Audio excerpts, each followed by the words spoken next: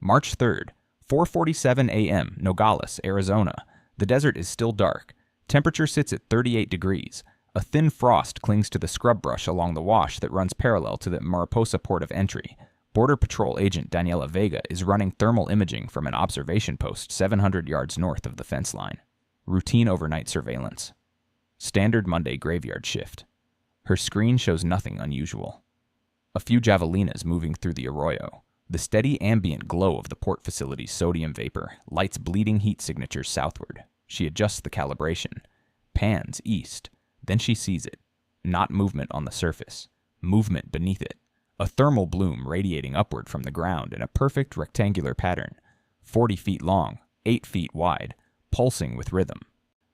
The unmistakable signature of mechanical ventilation pushing warm air through compacted soil. She radios her supervisor. Within 90 minutes, a tactical team is on site with ground-penetrating radar. Within 3 hours, they breach a tunnel entrance concealed inside a decommissioned produce warehouse 400 feet south of the international boundary line. What they find inside changes everything. Not because of the tunnel itself. Authorities had discovered dozens of cross-border tunnels in the Nogales corridor over the previous decade. Some crude, some sophisticated. This one featured reinforced concrete walls, an electric rail system for moving cargo, ventilation shafts every 60 feet, and LED lighting running the full 300-yard span from Mexico to the United States. Is engineering cost alone estimated in the low millions, not because of the 2,200 pounds of methamphetamine stacked in military-grade waterproof cases along the tunnel's rail system.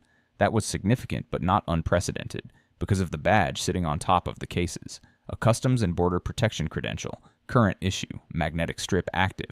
Belonging to a supervisory officer stationed at the very port of entry, this tunnel was designed to bypass. That badge belonged to Assistant Port Director Marcus Farrell, 18-year veteran of U.S. Customs and Border Protection, 2 commendations for outstanding service.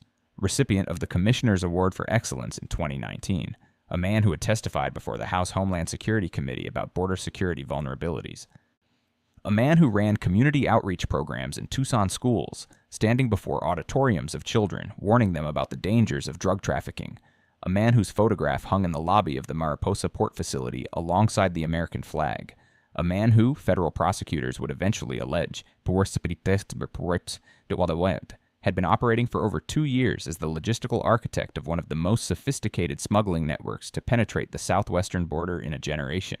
The discovery of that badge did not end an investigation. It started one. Operation Iron Sieve. That was the name the FBI's Phoenix field office assigned to the joint task force assembled within 48 hours of the tunnel breach. The operation brought together agencies that do not always share intelligence willingly. This time, there was no bureaucratic hesitation. The Homeland Security Investigations Division embedded senior agents alongside Border Patrol's Special Operations Group. The DEA attached a 12-person tactical and analytical unit from their Tucson district office. Arizona's Department of Public Safety contributed intelligence analysts and surveillance teams. The U.S. Marshals Service placed fugitive task force resources on standby. The IRS Criminal Investigation Division deployed forensic accountants to begin unraveling financial infrastructure. The mandate was clear. Follow the badge, map the network, identify every node, every facilitator, every dollar, and dismantle it completely. For 44 days, from March 5th through April 17th, over 400 federal, state, and local law enforcement personnel executed what would become one of the largest coordinated counter-narcotics operations in the history of the Arizona corridor. An operation that would stretch across 5 states, implicate hundreds of individuals, and expose a level of institutional corruption that shook the foundations of border security confidence. The scope of what they uncovered defied initial projections by orders of magnitude. Farrell's credential was not a stolen artifact planted to mislead. That was the first theory. It was discarded within hours. Digital access logs recovered from CBP's internal security systems revealed that his clearance had been used to alter inspection schedules at the Mariposa port on at least 114 separate occasions over a 26-month period. Each alteration was surgical. Subtle, never enough to trigger automated auditing protocols. A shift swap here. A scanner maintenance window there. A secondary inspection lane taken offline for calibration that was never actually performed. Each alteration created a window, typically 45 minutes, sometimes as narrow as 20, during which specific commercial vehicles were waved through secondary inspection without imaging scans, without canine sweeps, without the scrutiny that every other truck crossing that border was subjected to. Forensic analysis of those windows correlated precisely with shipment manifests seized from 6 distribution warehouses across southern Arizona. The correlation was not approximate. It was exact. Date for date. Minute for minute. Truck for truck. The vehicles were refrigerated trailers registered to 3 shell companies operating under the umbrella of a legitimate produce import business based in Rio Rico, Arizona, a small town 15 miles north of the border. Population under 2,000, the kind of place where a large employer is noticed and appreciated. The business was called Valle Verde Fresh Distributors. On paper, it imported tomatoes, peppers, avocados, and citrus from contract farms in Sonora, Mexico. It employed 47 people. It paid local, state, and federal taxes. It sponsored a little league team called the Valle Verde Coyotes. It donated to the Rio Rico Food Bank every Thanksgiving. It was also moving, according to federal estimates, between 800 and 1,200 pounds of narcotics per week into the United States. Methamphetamine. Offer fentanyl, cocaine, heroin, packed into custom-fabricated compartments welded into the chassis rails and refrigeration units of Valle Verde's fleet of 22 trucks. The compartments were engineered with such precision that standard imaging equipment struggled to distinguish them from factory-installed structural components. Each compartment was lined with materials designed to suppress the chemical signatures that drug detection canines are trained to identify. Activated charcoal, industrial grease, layers of plastic infused with mustard oil. The numbers built relentlessly as the task force executed search warrants across multiple jurisdictions. Week 1 yielded the tunnel cache and an additional 3,800 pounds of methamphetamine recovered from 2 warehouses in Tubac and Amado. Agents cataloged 11 firearms at those locations, including 2 AR pattern rifles with obliterated serial numbers, a converted fully automatic MAC-10, and 8 handguns. They also recovered $340,000 in vacuum-sealed U.S. currency, hidden inside industrial freezer units that were not connected to any power source. Week 2 broke the financial architecture open. FBI forensic accountants tracing wire transfers from Valle Verde's operating accounts identified a web of transactions routing through 14 bank accounts held across Arizona, California, and Texas. The money moved in increments carefully calibrated to avoid currency transaction report thresholds. $8,500 here, $9,200 there, never $10,000, never enough to trigger automatic federal reporting. From those domestic accounts, and funds consolidated and flowed outward to accounts held at 2 financial institutions in the Cayman Islands and 1 in Belize. Total documented flow over 26 months exceeded $43 million. Week 3 brought the fentanyl. A coordinated series of raids on stash houses in Phoenix, Tucson, and Casa Grande recovered over 6,000 pounds of fentanyl in various stages of processing and distribution readiness. Pressed pills stamped to resemble legitimate pharmaceutical oxycodone. Raw powder in kilogram bricks, precursor chemicals stored in unmarked 55-gallon drums. DEA chemists conducting on-site field analysis estimated the seized fentanyl represented approximately 1.4 billion potentially lethal doses. That figure bears repeating, 1.4 billion lethal doses, enough to kill every man, woman, and child in North America more than 3 times over, sitting in rented houses in residential neighborhoods, some within walking distance of elementary schools, some with children's bicycles visible in neighboring driveways.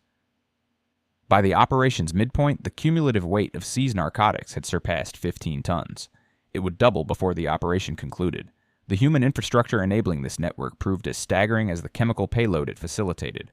Pharrell was not operating alone within CBP. Investigation revealed that 2 additional port officers and 1 supervisory agricultural specialist had been compromised and were actively facilitating smuggling operations. Their recruitment followed a pattern investigators would come to describe as gradual entrapment, a methodology that showed sophistication in psychological manipulation. Initial contact was always casual, a conversation at a bar, a friendly introduction through a mutual acquaintance, then a small favor requested, nothing dramatic.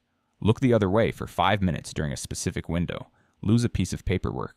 The first cash payment was always modest, $5,000 to $10,000, enough to solve a problem, a credit card bill, a car payment, a debt that had been keeping someone awake at night, then larger payments, then expectations, then the quiet, devastating realization that records existed, that communications had been saved, that refusing the next request meant exposure, prosecution, and the destruction of everything a career in federal service had built, then the understanding, explicit and unspoken, that they were in too deep to surface. One of the compromised officers had been making payments on his mother's catastrophic medical debt with cartel money.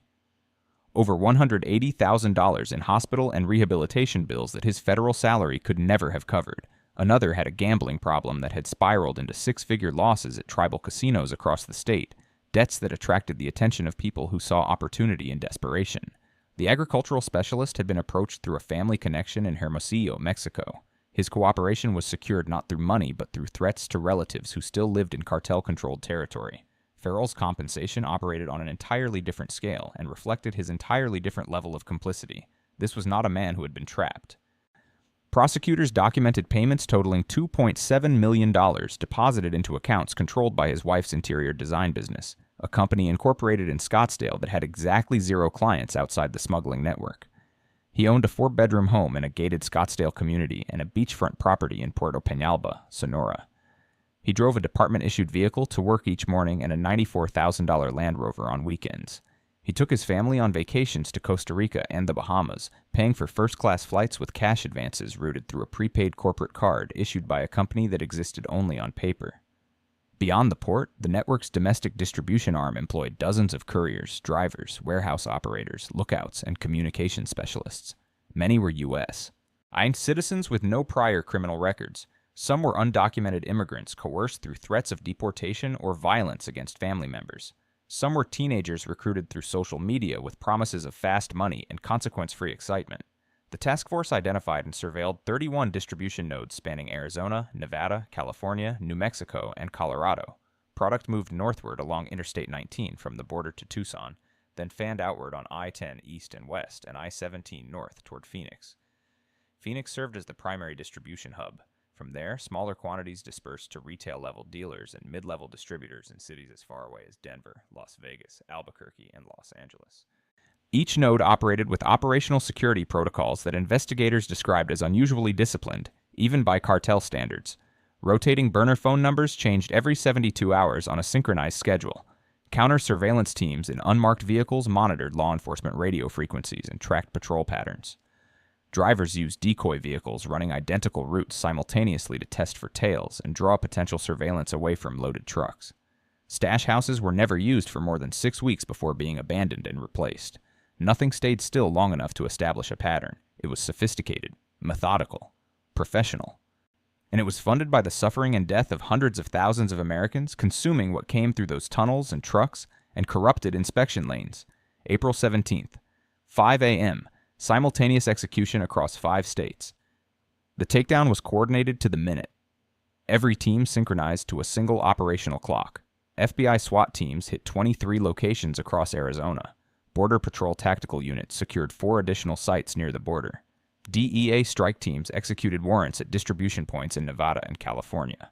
Local law enforcement in Phoenix, Tucson, Las Vegas, Albuquerque, and Denver executed warrants at residences and commercial properties identified through the 6-week investigation. 5 a.m. Mountain Time, 5 a.m. Pacific. Doors came down simultaneously. By noon, 520 individuals were in federal custody across 5 states. Some surrendered without incident. Some attempted to flee. 14 resisted arrest. 3 short vehicle pursuits in the Phoenix metropolitan area ended without civilian casualties. 2 suspects in Casa Grande barricaded themselves inside a stash house for 40 minutes before tactical negotiators convinced them to surrender. 1 suspect in Las Vegas attempted to destroy evidence by setting fire to a storage unit containing approximately $800,000 in cash. The fire was suppressed, most of the currency was recovered. Farrell was arrested at his Scottsdale home at 5:03 a.m. He was still in bed. His wife was taken into custody simultaneously. She was charged with money laundering and conspiracy. The charges across all defendants ranged from conspiracy to distribute controlled substances to money laundering, bribery of federal officials, weapons violations, structuring financial transactions, to evade reporting requirements, and racketeering under the RICO statute. 47 defendants faced potential life sentences under federal sentencing guidelines. Farrell himself was indicted on 19 separate counts, including conspiracy, bribery, obstruction of justice, making false statements to federal investigators, and aiding and abetting the importation of controlled substances resulting in death. The death enhancement was not symbolic. It stemmed from fentanyl that forensic chemists traced directly through his facilitated shipments to 14 confirmed overdose fatalities in Maricopa County alone. 14 people dead. They directly linked. Prosecutors indicated additional death-linked charges were under consideration as toxicology reviews continued. The final accounting of seized contraband read like an inventory from a war zone, methamphetamine totaling 24,600 pounds, fentanyl totaling 13,200 pounds, cocaine totaling 8,400 pounds, heroin totaling 15,800 pounds, combined weight exceeding 31 tons, 62,000 pounds of poison, cash seizures totaling $12.4 million in U.S. currency, 147 firearms, including 17 rifles, 9 shotguns, and 121 handguns, 38 vehicles, including the fleet of refrigerated trucks, 9 real properties seized under federal forfeiture statutes. At the press conference announcing the results, held at the FBI's Phoenix field office, the U.S. Attorney for the District of Arizona stood before a table displaying stacked bricks of seized narcotics, arranged behind a wall of clear evidence bags, and spoke without notes. This operation exposed a cancer within our own ranks. A sworn officer of the United States government who sold his oath, his badge, and his country for money, Marcus Farrell did not simply look the other way. He did not merely fail in his duties. He engineered the pathway. He drew the maps. He opened the doors. He created the schedules that allowed poison to flow into American communities unchecked, and people died because of it. Children died because of it. The FBI's Phoenix special agent in charge addressed the systemic dimensions directly and without equivocation. Operation Iron Sieve is not just about one corrupt official or one smuggling network. It is about the recognition that our adversaries will exploit any vulnerability we present to them, including human ones, particularly human ones. The most fortified wall in the world, the most advanced surveillance technology ever deployed, the largest budget ever allocated, none of it means anything if someone on the inside hands over the keys. Insider threats represent the single greatest vulnerability in our border security apparatus. This case proves it, and we must confront that reality with the same resources and determination we bring to every other dimension of this fight. Farrell's attorney entered a plea of not guilty at the initial arraignment. He was denied bail. The court cited flight risk, given documented access to foreign financial accounts and real property in Mexico, but connections south of the border that the government argued made extraction a viable and imminent threat. His wife was released on $500,000 bond with electronic monitoring and surrender of her passport. The other 3 compromised CBP employees cooperated with prosecutors. 2 entered guilty pleas within weeks. Their sentencing remains pending. Victim impact statements filed in the case told stories that the tonnage numbers and dollar figures could never convey. A mother in Chandler who lost her 19-year-old son to fentanyl-laced pills that forensic chemistry linked to a specific batch processed through a Phoenix stash house supplied directly by the Valle Verde network. She described finding him on his bedroom floor. Blue. Cold. His phone still open to a text conversation with friends making plans for the weekend. A father in Glendale whose 23-year-old daughter survived an overdose but suffered permanent neurological damage. She can no longer feed herself. She does not recognize her parents. She is 23 years old, a paramedic in Tempe who had responded to over 200 overdose calls in the previous year, who described, in language that was clinical and shattered at the same time, the experience of responding to 3 fatal overdoses in a single 12-hour shift, all from product that had passed through Farrell's corridors of convenience. The paramedic's statement contained a single line that federal prosecutors quoted in their sentencing memorandum, a line that distilled the entire operation, its scale, its betrayal, its human cost, into 11 words. I held a 17-year-old girl's hand while she died on a bathroom floor, and somewhere a man with a badge was counting his money. Operation Iron Sieve did not eliminate drug trafficking through the Arizona corridor. No single operation could. The market is too vast, the demand too persistent, the profits too staggering for any vacuum to remain unfilled for long. Within weeks of the takedown, intelligence analysts reported indicators of rival networks already maneuvering to claim the distribution channels and customer bases left exposed by Valle Verde's destruction. The Hydra does not sleep, but the operation accomplished something that resonates beyond seizure statistics and arrest counts. It demonstrated that corruption within law enforcement, the deepest and most dangerous vulnerability in any security apparatus, it can be identified, documented, and prosecuted with the same relentless precision applied to the criminal networks it enables. It proved that no badge is a shield against accountability, that no years of service, no commendations, no congressional testimony, no school visits and handshakes with children can insulate a traitor from justice when the system works as it should. 31 tons of poison removed from American streets, 520 individuals facing federal prosecution, a network spanning 5 states dismantled in 44 days. $43 million in illicit financial flows mapped and disrupted. 14 confirmed deaths linked to a single corrupt official's deliberate decisions. And one badge sitting on a stack of methamphetamine in a tunnel beneath the desert. That told investigators everything they needed to know about where the real breach in the border had always been. It was not in the fence. It was not in the wall. It was not a gap in the surveillance grid or a blind spot in the sensor array. It was wearing a federal uniform, drawing a federal salary, shaking hands with congressmen, warning children about drugs, and opening the door again and again for 2 years and 26 days until a thermal camera on a cold Monday morning finally saw what he had worked so hard to keep hidden. Consider that the next time the conversation turns to border security, security is not a structure. It is not concrete or steel or razor wire or surveillance technology. It is the integrity of the people entrusted to enforce it.